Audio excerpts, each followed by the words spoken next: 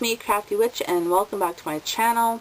I cut my hair really short. It was down to like my butt kind of thing, like it was really long, and my bangs were like, I had no bangs. It was all just long hair, and I decided that I wanted to change it up a bit because I was getting really bored with it, and so I went and cut my hair on Thursday night. The lady at the salon, I just loved her. She made it look just awesome. Friday morning came and reality set in because I didn't know how to style it, and I tried watching her and I tried to mimic what she was doing, but it just didn't quite happen. So I don't know. I was really wishing I was able to wear a hat to work, but that did not happen. So I'll get the hang of it eventually. I'll learn how to play around with short hair and figure out something. But anyway, I wanted to talk about the importance of offerings, and this is just my own opinion. You can have a totally different opinion from me, and that's okay. I'm not here to argue with anybody about, what constitutes an offering and what they should be made of and what's acceptable, what's not acceptable. Everybody will have a different opinion on when you should give offerings and what kind of offerings and what it should be and blah blah blah. Just my opinion. I think it's really important that whenever you take anything from the wild, if you're harvesting plants, even if it's dead driftwood on the beach kind of thing, I think it's really important that you leave something in exchange for whatever it is that you take. And because even if it's considered to be dead driftwood, for instance, it still has an essence about it. It was a living entity at one time, and I think it's just good to honor that life form, and to give it respect. So, for instance, some people may leave different types of plant material in exchange for plant material that they harvest, which does sound somewhat like an oxymoron.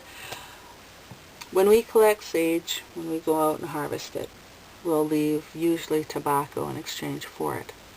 There have been times when perhaps we didn't have tobacco, we would leave coins. A lot of people will leave coins or gemstones, that type of thing, in exchange for something that they harvest from the wild. So there's kind of like your harvesting type of offerings. Also hunting. And for the vegetarians and vegans out there, you're probably going to get really mad about this, but okay, the fact is, not everybody out there is a vegetarian or a vegan, and everybody, I think, in my own opinion, has the right to,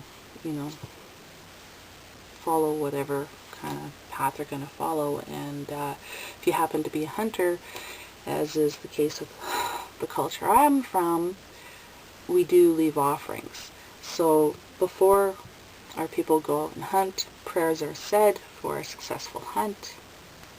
Offerings are made.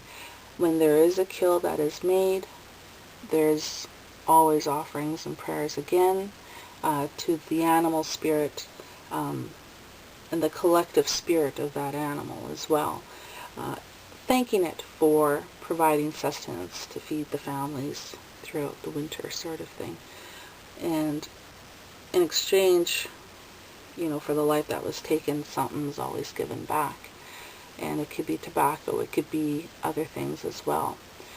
Also, from that animal, there will be meat that will be cut and set aside as meat offerings for other entities. And for instance, like the pokaks. And for those of you that don't know what pokaks are, if you watch my little people videos, I talk about them, I think, one of the last videos or whatever. Offerings are made for them as well.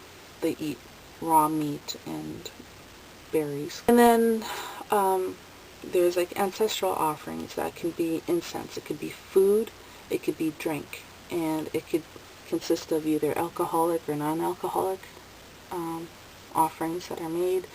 Some people will use milk and honey as offerings. Other people might use apple juice. Some people might use wine. Some people might use whiskey.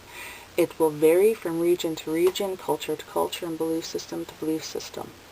And none of it is better than or less than the other, in my opinion. I think they're all valid in their own ways. Other offerings could include, I think I talked about incense, I'm not too sure, but incense, smudges, burning of plant materials, herbs, whatnot. Smoke offerings, basically, is what those are. And usually those offerings carry up with it. It could be prayers, or it could be just being grateful for blessings or seeking blessings, that type of thing. Other offerings that could be made and have been made are blood offerings, and this can cause a lot of controversy within the pagan community and other communities as well.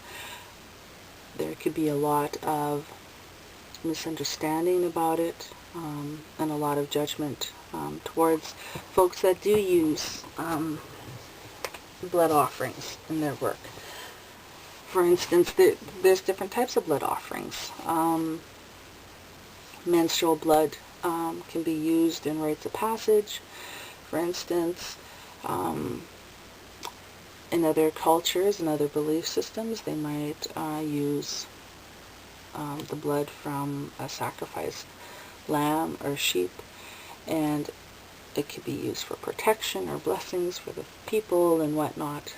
There's all kinds of blood offerings that have taken place all around the world, and they're not always popular, particularly with people that are that haven't grown up with it. For instance, there could be a lot of stigma attached to it, a lot of, how dare you take a life kind of thing in order to whatever. So there's a whole lot of controversy there and a lot of misunderstanding, but the fact remains, blood offerings have been around for a very long time. I really don't see them going out of existence anytime soon. And you may not agree with it, and I'm totally cool with that. I personally don't usually make blood offerings. I'll put it that way. No, I don't go around and kill a animal in order to make an offering. That's not what I'm getting at. But some people are very much against the use of blood with regards to rituals and offerings, and will have their own set ideas about that.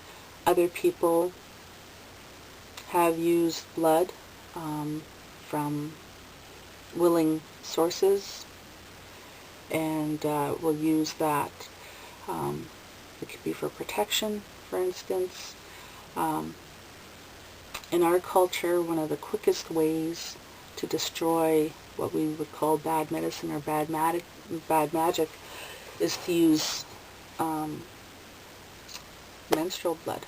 And, that would be put around kind of like the outside of your house. Sounds all gory and whatnot, but it does work very well. And when a woman is menstruating, if somebody tries to send anything kind of negative her way, it usually does not work, because it's very potent, and technically, while it may not be considered like real blood or whatever, it's really symbolic of the life and death process that she is experiencing at that time. And so, anyway, it's used for protection in a lot of cultures and stuff like that. So that's what that's all about. Other offerings can include cloth, ribbon, gemstones, coins, and they can be made for a variety of purposes.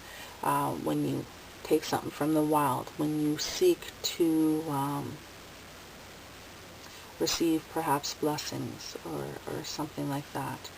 Some are made in gratitude for blessings that you've already received. Some are just to show gratitude